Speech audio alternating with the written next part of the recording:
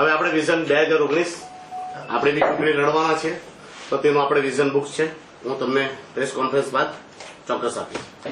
હવે આપને બધાને ખબર જ છે કે દમણ દીવમાં એક લોકસભાની ચૂંટણી 2019 આવી ચૂકી છે, એક જ સીટ છે અને દમણ દીવમાં આટલા વર્ષથી સાંસદો બનતા હતા અને દમણ દીવની અવાજ ખામોશ હતી. આજે જ્યારે હું તો ઘણા વર્ષથી કહેવું તો આજે 22-25 વર્ષથી સામાજિક ફિલ્મ હતો અને અવારનવાર લોકોના કામ અને હિત માટે લડવાનું, લોકોના માટે અવાજ બની, તેમનો અવાજ બનીને પ્રશાસન સામે કે જે તે વર્ગના વિભાગો સામે લડતો આવ્યો છું. સમાજની હરેક ક્ષેત્રમાં મેં કામ કરેલું છે, પણ લાસ્ટ 3 વર્ષથી જ્યારે મેં જોયું કે લાસ્ટ 3 વર્ષમાં તો અતિશય થઈ. આજે દમણ દીવમાં લોકતંત્ર નાબૂદ બની ગયું છે, લોકશાહીનું હળહળતું ખૂન થતું હોય તેવા વર્તાઓ વર્ત્યા. એ દમણમાં આપણે જોયું કે તાનાશાહી એટલી બધી હાવી થઈ, જેમાં સત્તા પક્ષ અને વિપક્ષની બંનેની નાકામીના કારણે તાનાશાહ પ્રશાસન બન્યું અને આજે દમણ દીવના લોકોના પર જુલ્મ અને સિતમ થયા.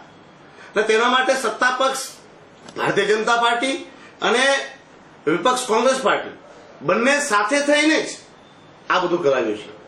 આજે આપણે જોઈ રહ્યા છીએ, સાંસદ હોય, જિલ્લા પંચાયતના પ્રમુખ હોય, ગ્રામ પંચાયતના સરપંચો હોય, ડીએમસી હોય, સમાજના આગેવાનો હોય કે સમાજના પ્રતિનિધિઓ હોય, એમની અવાજ ખામોશ કરી દેવામાં આવી છે.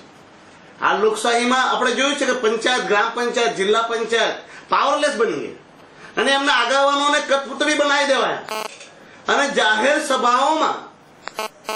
સભાઓમાં એમને આગેવાનોને ધૂતકારવામાં આવે, અપમાનિત કરવામાં આવે, સાંસદ સુધીના વ્યક્તિનું પણ અપમાન થાય. અને વારંવાર જોયું છે કે આવા વ્યવહારના કારણે ખામી જો પ્રતિનિધિઓ કરતા વધારે જનતાએ ખોયો છે.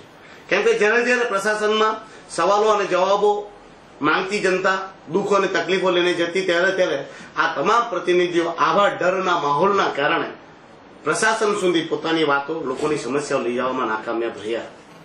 અને પ્રતિનિધિઓ બધા, મેં તો કહું ભારતીય જનતા પાર્ટી કે કોંગ્રેસના હોય કે અન્ય પાર્ટીના હોય, તમામ લોકોએ ઘૂંટણે ટેકવી દીધા. લડવાની ક્ષમતા આપણા લીડરોમાં પણ ન હતી, જેના કારણે પ્રશાસન વારંવાર આવ્યું. આજે આપણે લોકો પીડાઈ રહ્યા છે. આજે તમે જો રિક્ષાવાળા, ટેક્સીવાળા, બસવાળા, વેનવાળા, હોટલવાળા, કવારીવાળા,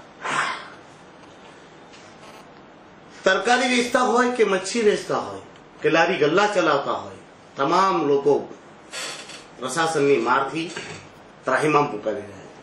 બેફામ ટેક્સો લગાવવામાં આવ્યા છે. આજે તમે જોઈ રહ્યા છો તો હાઉસ ટેક્સીસ 5 થી 10 ગણા વધ્યા.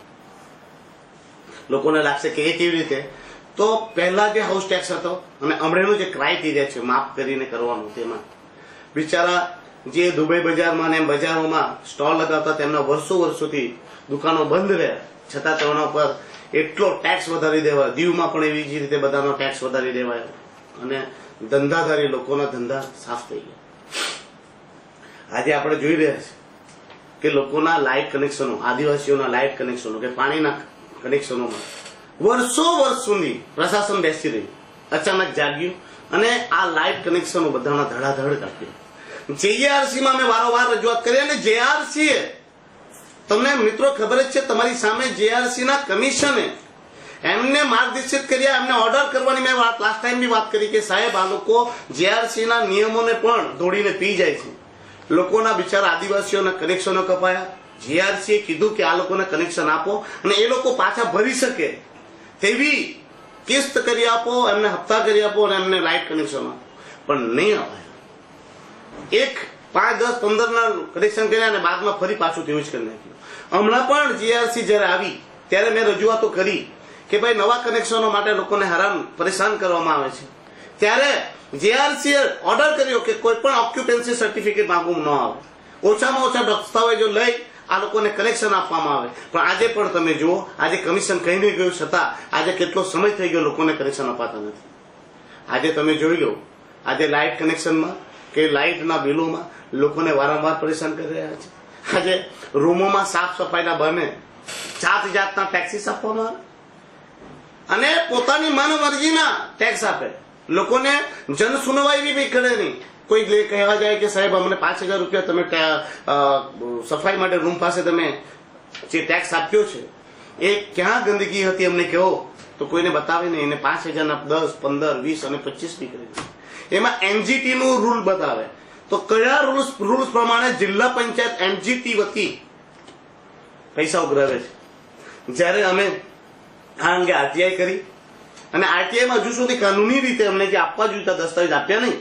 અને અમે જ્યારથી દસ્તાવેજ એનજીટીમાં રજૂઆત કરી કે એનજીટીના હિસાબે તમે જિલ્લા પંચાયત જે વેરો લઈ રહી છે સફાઈના નામે તે અમને આપો, ત્યારથી આ બંધ થયું.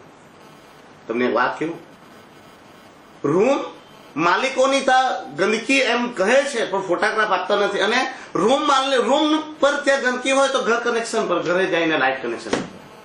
આજે દમણ દીવને જે સ્વતંત્ર વીરોએ સ્વતંત્રતા આપીને દમણ દીવને મુક્ત કરાવ્યું તેવા સ્વતંત્ર વીરના ઘરે લાઇટ કનેક્શન કપાઈ. આજે તમે જોયું કે 8 વર્ષથી દમણમાં પ્રશાસન કોઈ બી રહ્યા હોય, પ્રશાસક કોઈ બી આવ્યા હોય, પણ જ્યારે જ્યારે દમણ દીવનો મુક્તિ દિવસ હોય ત્યારે સ્વતંત્ર વીરોને શ્રદ્ધાંજલિ અપાઈ.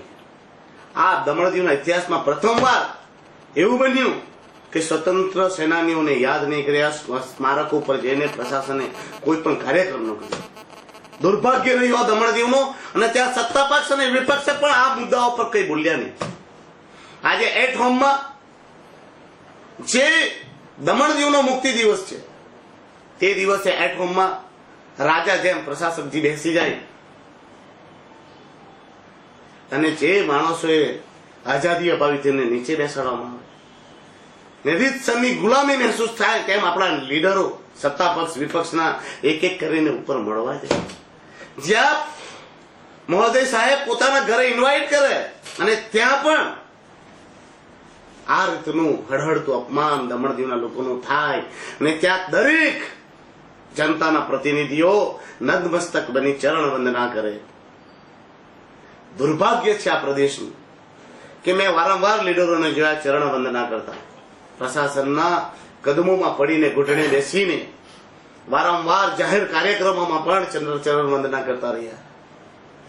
ભાજપ કોંગ્રેસ દવનો બધા જ મળીને અને પહેલી વાર દમણ દીવનો ઇતિહાસ બન્યો કે ભાજપના કાર્યક્રમો, ભાજપ પાર્ટીના કાર્યક્રમો કોંગ્રેસ પાર્ટીએ પણ કર્યા, મનાવ્યા.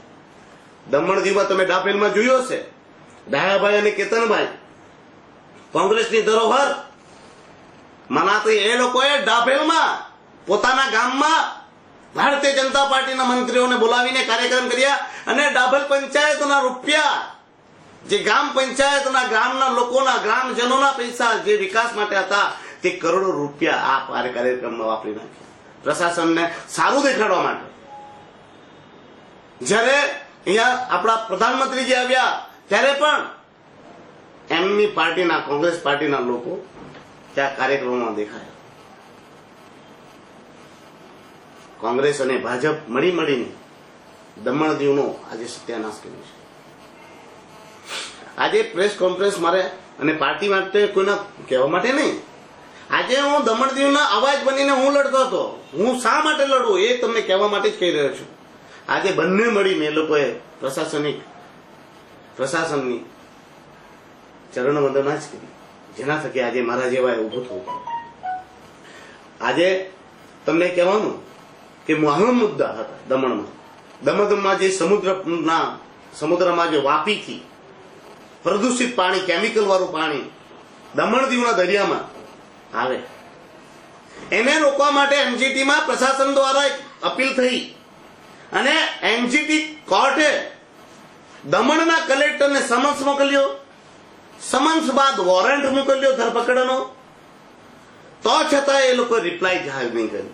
એનજીટીમાં જે રિપ્લાય પ્રશાસને આપવાનો હતો નહીં આપ્યો અને જે થકી એનજીટીએ અંદર લખ્યું કે દમણ પ્રશાસનના દ્વારા સમય દરમિયાન આ લોકોએ રિપ્લાય ન આપતા એમની આ અપીલને ખારિજ કરવામાં આવે છે ને હવે દરિયામાં એ કેમિકલનું પાણી બે રોકટોક જશે ત્યારે કોણ જવાબદાર? શા માટે પ્રશાસને આ એનજીટીમાં અગર તમારાથી રિપ્લાય નહીં થયો હોય તો હાઈકોર્ટ, સુપ્રીમ કોર્ટ વગેરેમાં જઈને આ એનજીટીના ફેસલાને નહીં પટકારી? શું એમાં લેનદેન થઈ છે? શું એમાં કટકીઓ ખવાઈ છે? તો પછી શા માટે પ્રશાસને નહીં કર્યું? અને તેમાં સત્તા પક્ષ અને વિપક્ષ કેમ ચૂપ રહ્યો? કેમ બોલ્યું નહીં? આજે જયારે ડોમિસાઇલના માર્ક નીકળી ગયા ત્યારે આ ડોમિસાઇલના માર્ક પાછા લાવવા માટે પણ સત્તા પક્ષ અને વિપક્ષે બોલવું જોઈતું હતું. અને એને પણ પ્રશાસન પાસે હાઈકોર્ટ કે સુપ્રીમ કોર્ટ જ્યાં ત્યાં પણ કોઈ ત્યાં એ લોકોએ રજૂઆત કરવાની હતી, પણ કોઈ કરી નહીં. અને કોઈએ પણ આ પાછા માર્ક લાવવાની કોશિશ નહીં કરી. દમણમાં રિબન ડેવલપમેન્ટના નામે જે નવો કાયદો બનાવેલો છે, એ કાયદો પણ દમણ દીવનું ભલું નથી કરવાનું, દમણ દીવનું સત્યાનાશ જ કરવાનું છે. ને એમાં અમે ઘરે ઘર, ગામે ગામ જઈને મિટિંગો કરી. તેમાં પણ સત્તા પક્ષ અને વિપક્ષની કામગીરી લોકોએ જોઈ, બોલવાનું નામ ન લે. સીઆરઝેડનું નોટિફિકેશન અને સીઆરઝેડના નોટિફિકેશનમાં પણ સત્તા પક્ષ અને વિપક્ષે શું કર્યું મને બતાવો. અને અહીંયા બે વાર પ્રધાનમંત્રીજી પોતે કહી ગયા હતા સીઆરઝેડની સમસ્યાનું નિવારણ થશે. તો સીઆરઝેડ ઉપર અમે કલેક્ટરને મળ્યા હતા, અમારી ટેકનિકલ ટીમ લઈને મળ્યા હતા. કલેક્ટરજીએ અમને વિશ્વાસ અપાવ્યો હતો કે અમે એક જનસુનવાઈ રાખશું, અને હજુ સુધી કોઈ જનસુનવાઈ થઈ નહીં. રિબન ડેવલપમેન્ટમાં પણ કોઈ જનસુનવાઈ નહીં થઈ. અને એ લોકો કાયદાઓ નવા કાયદા બનાવે. આજે તમે જો 2 વર્ષથી દમણના મુખ્ય માર્ગોની વાત કરું, અંધારાપટ, લાઈટો, થાંભલાઓ કપાઈ ગયા. આજે ચોરી, લોકોના અકસ્માત થાય, લૂંટ થાય. આજે તમે જો દમણમાં હેલ્થ ફેસિલિટી શું છે? હેલ્થ ફેસિલિટી નામ હોસ્પિટલોમાં આજે એમ્બ્યુલન્સ માટે એક યુવાન વિવેક ધુડી નામનો યુવાન મૃત્યુ પામ્યો. જયારે એમ્બ્યુલન્સ ન આવી 2 કલાક સુધી, અને એક માત્ર સહારો એક બાઈનો દીકરો ખોવાય. આ હેલ્થ ફેસિલિટી વારંવાર ત્યાંથી હરરોજ 2 દિવસે 3 દિવસે આપને કમ્પ્લેનો આવે. અરે દમણ દીવના લોકોએ તમે જુઓ, મેં તો કહ્યું કે 95% લોકો સારવાર માટે વાપી, વલસાડ, સુરત અને અમદાવાદ દોડે છે. તેવી જ રીતે દીવમાં પણ માણસો કોડીનાર, ઉના અને રાજકોટ જવું પડે છે. અરે ત્યાંની એક સડકથી પ્રશ્ન કહું તમને, ત્યાં બહેનો દીકરીઓનો ડિલિવરીનો મોટામાં મોટો પ્રશ્ન, ડોક્ટર નથી ત્યાં, તો ત્યાંથી તે લોકો જ રિફર કરે કોડીનાર, ઉના, અને પછી દીકરું ત્યાં જન્મે ગુજરાતમાં, તો દમણમાં આપણે દીવમાં ત્યાં રજીસ્ટ્રેશન બનતું નથી. ત્યાં પણ ડોક્ટર તો નથી, પણ ત્યાં પણ એમ્બ્યુલન્સના ડ્રાઈવરો નથી. આ આપણી હેલ્થ ફેસિલિટી. એજ્યુકેશન ફેસિલિટીના નામ પર શું છે? એજ્યુકેશન ફેસિલિટીઝ આજે તમે જુઓ, આપણા બચ્ચાઓએ થાળી વગાડીને એડમિશન માંગવું પડે છે. તમે જોયા છે અમારા વિડીયોઝ? અરે આજે 3 વર્ષથી લેપટોપ પડેલા હતા. ભારતીય જનતા પાર્ટીના મિત્રો કહેતા હતા કે ભાઈ ત્યાં હુમલો થયો, એના લીધે એમ કે આપણે એ લોકોને આપી શક્યા નહીં લેપટોપ. તો હવે કઈ બંધન છે? 3 વર્ષથી લેપટોપ તિજોરીમાં પડીને, સ્ટોર રૂમમાં તિજોરીમાં પડીને જ્યારે સડી રહ્યા હોય. કહેવાનો મતલબ એ થાય કે આજે બાળકોએ પોતાના લેપટોપ માટે પણ આંદોલન કરવું પડે. તમે એન્જિનિયરિંગ કોલેજમાં જઈને જુઓ, પ્લાસ્ટિક એન્જિનિયરિંગ કોલેજમાં હજુ સુધી એક પણ પ્રોફેસરની નિયુક્તિ નથી થઈ, અને આજે કોલેજનું પૂરે વર્ષ પૂરું થઈ ગયું. કાનૂની વ્યવસ્થા દમણની, માત્ર કાનૂની વ્યવસ્થા, પોલીસ પ્રશાસન માત્ર ઉમેશ પટેલ માટે છે. ઉમેશ પટેલને પકડો, બસ સવાર થાય એટલે ઉમેશ પકડી લગાવી રાખો. દમણમાં આપણે ડાભેલમાં જોયું ડબલ મર્ડર. ડાભેલમાં ખુલ્લા રસ્તા પર દિન દહાડે મર્ડર થયું, માણસો ભાગી ગયા. અરે રસ્તા પર તો થયું, અરે જેલમાં બંદૂક પહોંચી ગઈ અને ત્યાં મર્ડર થઈ ગયું. એ તો આપણી કાનૂની વ્યવસ્થા. આટલી મશીનરી. પણ હું જયારે પ્રચાર કરવા જાઉં દોસ્તો, મારી પછાડી 2-2, 3-3 ગાડી લગાવે, 2-2 તો કેમેરા લગાવે. આજે લોકો, પોલીસ પ્રશાસન માત્ર અને માત્ર કાળા કાચ, હેલ્મેટ એના પછાડી જ લાગી છે. કાનૂની વ્યવસ્થા ચરમરાઈ છે. દારૂના ધંધા વિચારા જે આપણા દમણ દીવ તો દારૂના ધંધાથી વ્યવસ્થિત ચાલતો છે. દારૂ અને તાળીમાં જ આ અમારા લોકો નિર્ભર કરતા. આજે એક્સાઇઝ પોલિસી એવી બનાવી દેવાય કે દમણમાં, ગુજરાતમાં તમે જાઓ તો ઠેર ઠેર દારૂ મળી જશે, અને દમણમાં પીવા માટે ટુરિસ્ટ આવે તેને એન્જોય કરવા માટે કે આનંદ માણવા માટે પાબંદીઓ. કાંઠા પર તમે પી ન શકો, લગ્ન પ્રસંગમાં પી ન શકો, અને એક બાજુ હોટલ વાળા અને બાર વાળા માટે પોલિસી કડીમાં કડી કરવામાં આવે. ઓઆઈડીસી માટે તાકડદીનના કલેક્ટર સાહેબનો એક વાર મેં ઓર્ડર વાંચ્યો કે બીચીસ ઉપર લારી ગલ્લા લોકો જે ચલાવે અને ત્યાં એમ કે લારી બીચીસ ઉપર દારૂ ને એમ કે એ પીવાનું પ્રોહિબિટ કરવાનું. તે ઓર્ડર તમે વાંચજો. તે ઓર્ડરમાં એમ લખ્યું છે કે તે ઓર્ડરમાં એવું લખાયું કે બીચીસ ઉપર લોકો દારૂ પીવે જેથી નશો થાય ને અકસ્માતો થાય. તો મેં પૂછવા માંગુ છું, શું હોટલ અને બારોમાં પી તો માણસોને નશો નથી થતો? ઓઆઈડીસી દારૂ આપે ને તે પી તો તેમાં નશો નથી થતો? દમણ દીવમાં શું છે જોવા જેવું? કેમિકલ વાળો દરિયો, હા, સાંસદજીના ઘરના પછાડી જે કચ્છીગામ ગાર્ડન છે તે, કે અમારા ગામમાં સત્યસાગર, મોટી દમણનું નાલી દમણની જેટી શું છે? ટુરિસ્ટો અહીંયા આનંદ માણવા આવતા હતા. ઇન્ફ્રાસ્ટ્રક્ચર તો બોમ્બે અને સુરતમાં બી ઘણા છે. આજે કવારીના ધંધા, બાર અને હોટલના ધંધા શું રાખ્યું આ લોકોએ? દમણ દીવનું સત્યાનાશ ભાજપ અને કોંગ્રેસે બંને જોયું છે, સાથે મળીને કર્યું છે. અરે જે કોંગ્રેસ પાર્ટીના અધ્યક્ષ ડાભેલ ગામ એમના ગામમાં વિકાસ નથી, બેસિક ફેસિલિટી તક નથી, રોડો ગટરો કઈ બન્યા નથી. એમના ફાધર 10-10 વર્ષ સાંસદ રહ્યા, ઓ જિલ્લા પંચાયતના અધ્યક્ષ રહ્યા, સ્કૂલ તક બનાવી નહીં શક્યા. 5-7 વર્ષ તો બિચારાઓ પેલા ટીનના ડબ્બામાં ભણ્યા. રોડ ગટર, મોટામાં મોટી પંચાયત, મોટા સૌથી વધારે ફંડ લોકોના પાછળ ખર્ચવાની જગ્યાએ રાજકીય કાર્યક્રમ કર્યા વિરોધ પક્ષના. એટલે અમારું તેમાં સપના છે, ડાભેલ પંચાયતમાં અમે 4 પંચાયત કરશું. 4 પંચાયત કરી ડાભેલ પંચાયતનો સર્વાંગી વિકાસ થશે, એને કરવામાં આવશે. અમે ડાભેલમાં હું જીત્યો તો પહેલું કામ હું કરીશ, એ પંચાયત મોટી છે જેના માટે 4 પંચાયતમાં વિભાજિત કરીને વિકાસ, સર્વાંગી વિકાસ થાય અને બીજા યુવાનોને પણ નેતૃત્વ કરવાની ક્ષમતા થાય. એક જ પરિવાર એમાં તાબામાં રાખીને લોકોને આજે પણ ગુલામી કરાવે તેવી વાતોને બિલકુલ બરદાસ્ત કરવામાં નહીં આવશે. એવી કચ્છીગામમાં હાલત. કચ્છીગામમાં 10-10 વર્ષથી સાંસદ છે, પોતાના ઘરથી ખાલી 100 ડગલાઓ પછાડી જાઓ ત્યાં જે ગાર્ડન છે કચ્છીગામનું, તેની હાલત શું છે? પોતાના ગામનું ગાર્ડન બનાવી નહીં શકાય? ત્યાં પોતાના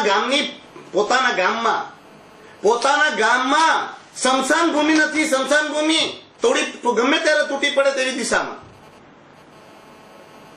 ત્યાં બી કાછલનો બ્રિજ, મિત્રો તમે જાઓ અને કાછલનો બ્રિજ, મેં તો ભગવાનને પ્રાર્થના કરું ને પ્રશાસનને બી લેટર લખવાનો વાલો છે કે આ પુલને તમે બંધ રાખો, ચાલુ નહીં કરતા. એટલો ટર્નિંગ વાળો ને એટલો ઘાતક આ બ્રિજ જો ચાલુ થયો તો રોજના એક અકસ્માત, એવરેજ 1 થી 3 અકસ્માત થશે. એટલો ભયાનક બ્રિજ બનાવવામાં આવ્યો. મને વાત લોક ચર્ચા ત્યાં સંભળાય, શું એ સાંસદજીની વાડીમાંથી આવવાનો હતો? શું સાંસદજીની વાડી બચાવવા માટે એને ટર્ન મારવામાં આવ્યો? પોતાનો વગનો તો ફાયદો નહીં કર્યો ને, જેના લીધે આજે આ ઘાતક બ્રિજ બની ગયો. લોકોને જીવલેણ ને આખું ગામ, કાછલ થી લઈને પૂરું ગામ આજે ભયમાં. ત્યાં જે ખેમાણી ડિસ્ટિલરી છે, એ ખેમાણી ડિસ્ટિલરીનું પોલ્યુશનનું ત્યાં એટલી બધી તકલીફ છે. હવે તેના માટે બી કોઈને ખબર નથી કે કોણ ત્યાં પરમિશન અપાવી અને કેવી રીતે પરમિશન અપાવી? સાંસદજીએ પોતાના ગામમાં જવાબ આપવો પડશે. ગામ કચ્છી ગામ અને ડાભરની સ્થિતિ સૌથી ખરાબ. આજે જ્યાં જુઓ ત્યાં ગામમાં, રોડ પર, બધી જગ્યાએ, શહેરમાં, સિટીમાં રોડો ખોદાયા છે, ખોદકામ જ છે, કોઈ પ્રોજેક્ટ પૂરા નથી. એના કરતા તમે એક એક કામ કરીને પૂરું કરીને ડેવલપમેન્ટ કર્યું હોત. પાણીની લાઈનનું શું થયું? પ્રશાસકજી આવ્યા હતા ને પહેલા સ્પીચમાં કહ્યું હતું કે પાણીની લાઈન ચાલુ થશે. ક્યાં છે? આજે દમણ દીવના બધા પ્રોજેક્ટો ખતરામાં. બીજી વાત, આ બાજુ એક તરફ ગરીબોની જમીન છીનવાય. શું કહેવાય? ત્યાં ખેડૂતો પોર્તુગાલી સમયથી દીવમાં ખેતી કરતા હતા, એમની જમીન છીનવાઈ, તાર ખૂટાઓ થયા. અહીંયા બિચારા ગરીબોના કાંઠા વિસ્તાર પર, દમણ અને દીવમાં બંને જગ્યા ઉપર ગરીબોના ઘરો, મકાનો, દુકાનો તોડાયા, લોકોને બેઘર કરાયા. આજે એ લોકો બેસહારા બન્યા. આજે હું પૂછવા માંગુ છું, જ્યારે ત્યાં દીવમાં ગરીબોની જમીન છીનવી લીધી સરકારીના કહીને, તો શું પીએસએલ ને આપેલી જમીન, પીએસએલ કંપનીને જેની લીઝ ખતમ થઈ ગઈ છે, તે જમીન પાછી કેમ નથી લેવાતી? જ્યાં સચિવાલય છે ત્યાંથી 100 મીટર ઉપર એક કરોડપતિનો બંગલો છે, લોક ચર્ચા છે કે બંગલાને તોડવા માટેનું કહેવાયું છે સુપ્રીમ કોર્ટ દ્વારા. તો આ જે બંગલો છે કરોડપતિનો હોય એટલા માટે નહીં તોડાય, અને બીજી બાજુ ગરીબોના ઝૂંપડા તોડી નાખવાના. આ કાયદા અમીરો માટે અને ગરીબો માટે ભેદભરમ કેમ? લોકોના ઘરો તૂટ્યા, મંદિરો સુધી, મંદિર, દેવસ્થાનો તોડી નાખવામાં આવ્યા, જેનો કોઈ વિકાસ સાથે લેવા દેવા નહીં હતો, કોઈ વિકાસમાં કોઈ રૂડો નહીં હતો, છતાં ધાર્મિક સ્થળોને બધાના નિશાના બનાવવામાં આવ્યા. દમણદીવની વિકાસની વાત કરે, કઈ વિકાસ? કેવો વિકાસ? આજે જેટલા પણ ટેન્ડર થયા એ ટેન્ડરમાં તમે જુઓ 30%, 35%, 40% સુધી ટેન્ડરની લાગત કરતા લોકોએ વધારે પૈસા વાપરી નાખ્યા. એની ઉપર લઈ જઈને ટેન્ડરો કર્યા અને વિકાસ રાશિનો દુરુપયોગ કર્યો. આજે તમે જાઓ, ડોલરમાં જે એક બ્રિજ બન્યો, ઓઆઈડીસીએ બનાવ્યો, કરોડોનો બ્રિજ, એલાઇનમેન્ટ સારું નથી અને એ એમ કે બ્રિજ નહીં ચાલે અને તેની જગ્યાએ બીજો બ્રિજ બનાવવામાં આવ્યો. તો પેલા જે કરોડો રૂપિયા ખર્ચાયા, જે ટેકનિકલ સેન્કશન આપ્યું, જે એજન્સીએ બનાવ્યું, જેમની નિગરાણીમાં થયું, જેમણે ટેન્ડરો બનાવ્યા, તેમના પર કાર્યવાહી કેમ ન થાય? તેમના પર એફઆઈઆર કેમ ન થાય? આ પૈસાનો દુરુપયોગ કરવાનો જવાબદાર કોણ? આજે તમને ખબર છે, નાની દમણની જે આપણી સ્મશાન ભૂમિ છે એમાં ગેસનું એ લોકોએ આખું સ્મશાન ભૂમિ બનાવી, હજુ એનું ઇનોગ્રેશન પણ નહીં થયું ને એમ કહે છે કે હવે રોડ માર્કેટમાં છે. તો બનાવતા પહેલા તમને નહીં ખબર હતી? જે પૈસાનો દુરુપયોગ થયો તેનો જવાબદાર કોણ?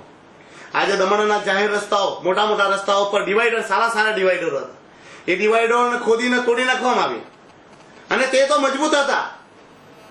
તેમાં જે પ્લાન્ટ લગાવેલા, જે ઝાડો વૃક્ષો આવેલા, એ વૃક્ષો તો કેટલા સરસ ડેવલપ થઈ ગયા હતા. સારા સર્કલો તોડી અને તેની જગ્યાએ નવા સર્કલ બનાવીને શું ઉદ્દેશ સાબિત કરવા માંગો છો? આ વિકાસ રાશિનો ઉપયોગ છે કે દુરુપયોગ છે? આજે તમે અહીંયા ધોબી તળાવ જુઓ, ધોબી તળાવનો જે પ્રોજેક્ટ છે, એ કયો પ્રોજેક્ટ છે? આજે ધોબી તળાવમાં આજે લોકોને પીવાના પાણી નહીં મળે અને ડિસેમ્બરમાં જે ધોબી તળાવ સુકાઈ ગયું છે. તો સૂકો તળાવમાં તમે એમ કે પાણી લાવશો અને તમે એમ અંદર તળાવમાં પાણી લાવવાની જગ્યાએ તમે લોકોના ઘરે પાણી આપો. એ પૈસા દુરુપયોગ થયો.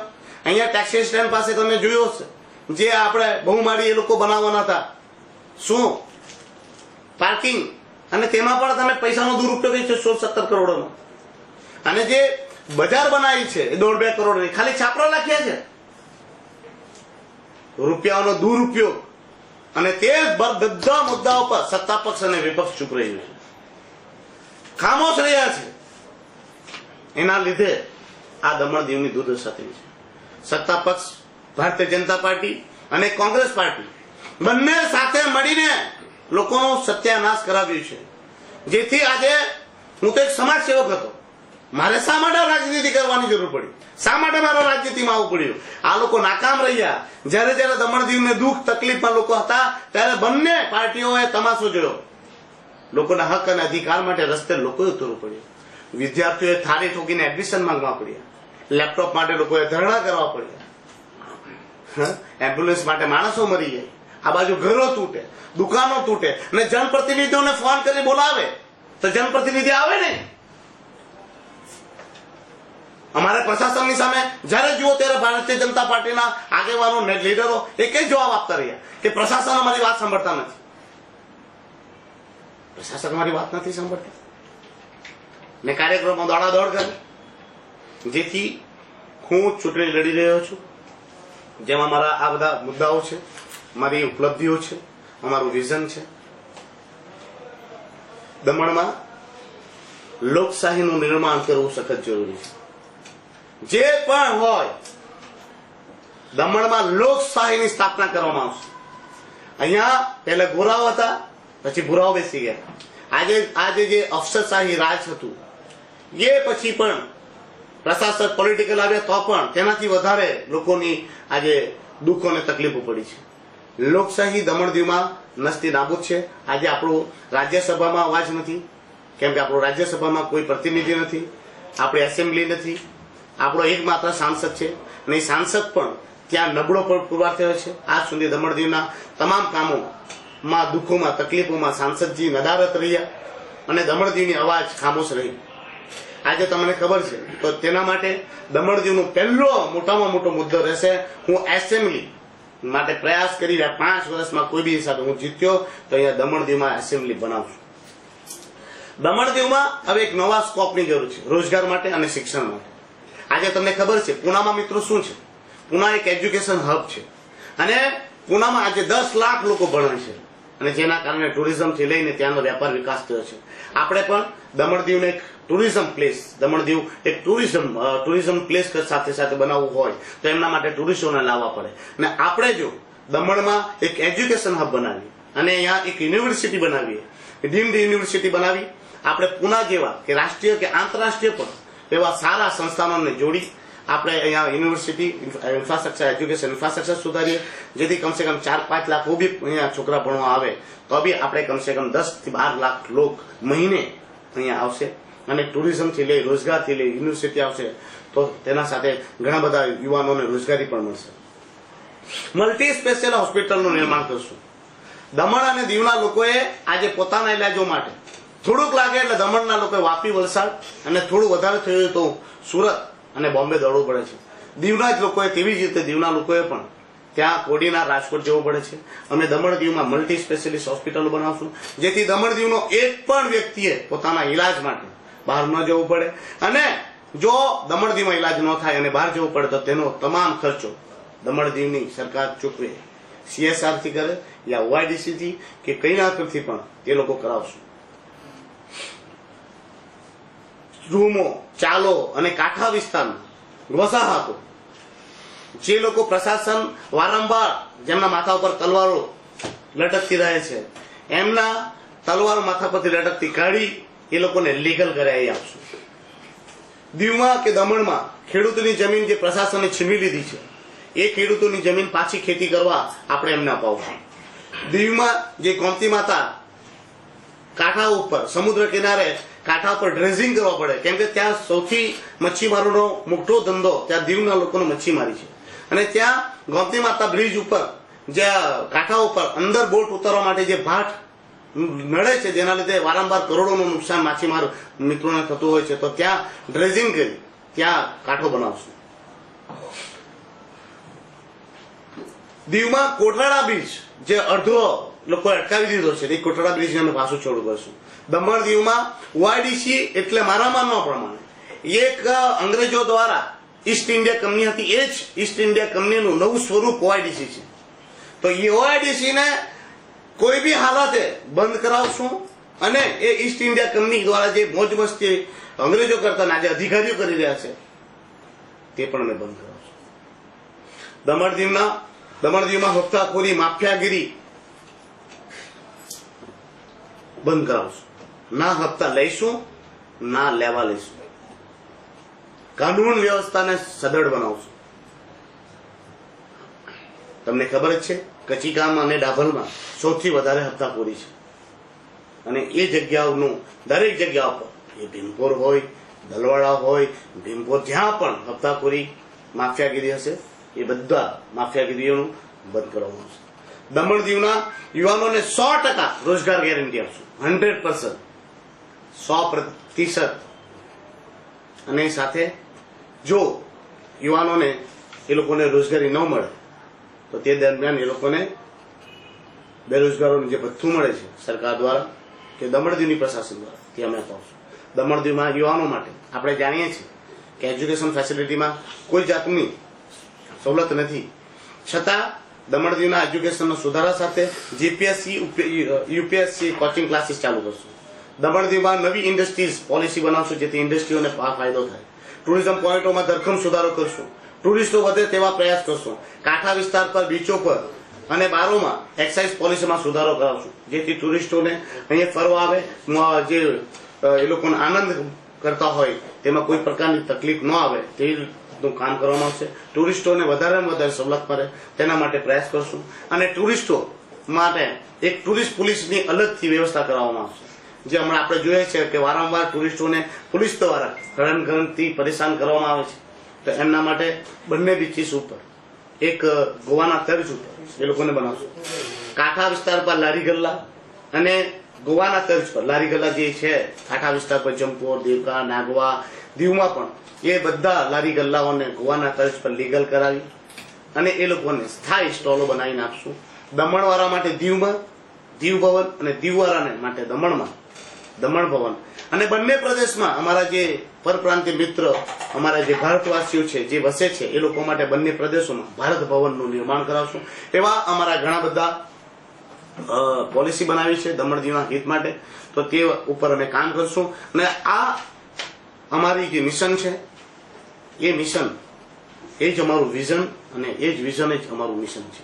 અને અમે દમણ દીવની સેવા માટે, દમણ દીવના હક અને અધિકારોની લડાઈ માટે અમે આ ચૂંટણીમાં હું પણ ઉમેદવારી કરી રહ્યો છું. હું અપક્ષ ઉમેદવારી એટલે કરી રહ્યો છું કે તમને મિત્રોને ખબર જ છે કે દમણમાં આજે સરપંચથી લઈ જિલ્લા પંચાયતના સદસ્યથી લઈ આજે દરેક પ્રકારે નગરપાલિકા હોય કે પછી એમપી હોય કે પછી આપણે જોઈએ તો આપણે તો કેન્દ્ર શાસિત પ્રદેશ હોય તો આપણા પ્રધાનમંત્રીજી બી આપણા જ કહેવાય, પ્રશાસક હોય કે રાષ્ટ્રપતિજી બી ડાયરેક્ટલી ઇનડાયરેક્ટલી ભારતીય જનતા પાર્ટીના હતા, છતાં પણ જેટલો વિકાસ થવો જોઈતો તો થયો નહીં. કેમ કે આપણા જનપ્રતિનિધિ જે ભારતીય જનતા પાર્ટીના એમપી હતા એ કમજોર હતા. આપણી રજૂઆતો ત્યાં પ્રશાસન દ્વારા જે કામગીરીઓ નડતી હતી તેની બી રજૂઆત નહીં કરી શક્યા, આપણા હક અને અધિકારીઓની રજૂઆત નહીં કરી શક્યા. જેથી શું થયું કે ભારતીય જનતા પાર્ટીનું તમામ વસ્તુ હતું, છતાં પણ જ્યારે લોકહિતની વાત ને મુદ્દાની વાત આવી ત્યારે ભારતીય જનતા પાર્ટી એમ જ કીધું કે સરકાર અમારી છે, પ્રશાસન અમારું છે એટલે અમે બોલી શકતા નથી. એવામાં ભારતીય જનતા પાર્ટીના સાંસદ ચૂંટાય તો પણ અહીંયા કઈ ભલી વાત થવાની નથી. અને વિપક્ષ કોંગ્રેસ આવે અને પાછી સરકાર આજ બની તો પણ સત્તા પક્ષની વાત સાંભળતા ન હોય તો વિપક્ષની વાત કોણ સાંભળે? અને પાછું ત્યાં કોંગ્રેસ બી આવે તો બી આવો જ પ્રશાસક આવી ગયો તો પાછી સ્થિતિ તેનો તે જ રહે. જ્યારે હું અપક્ષ લડું તો સેન્ટરમાં જે પણ આવે, ભારતીય જનતા પાર્ટી આવે કે કોંગ્રેસ આવે, એને આપણે સાથે રહીશું. અહીંયા પ્રશાસન આપણે દબાવી નહીં શકે. આપણે દમણ દીવના હક અને અધિકાર માટે અપક્ષ ઉમેદવારી નોંધાવવા જઈ રહ્યો છું અને કાલે અમારી જનતાને તમારા માધ્યમથી તમ લોકોને હાર્દિક નિમંત્રણ પાઠવું છું કે કાલે 30 તારીખે 9:30 વાગે ફૂટબોલ ગ્રાઉન્ડ પર બધા આવે અને મારા સાથે કલેક્ટર કચેરી પહોંચી આ દમણ દીવના પરિવર્તનની લહેરમાં દમણ દીવની વિકાસ ગાથા, નવી વિકાસ ગાથા માટે લોકો સહભાગી બને એની અપીલ કરી. જય હિન્દ.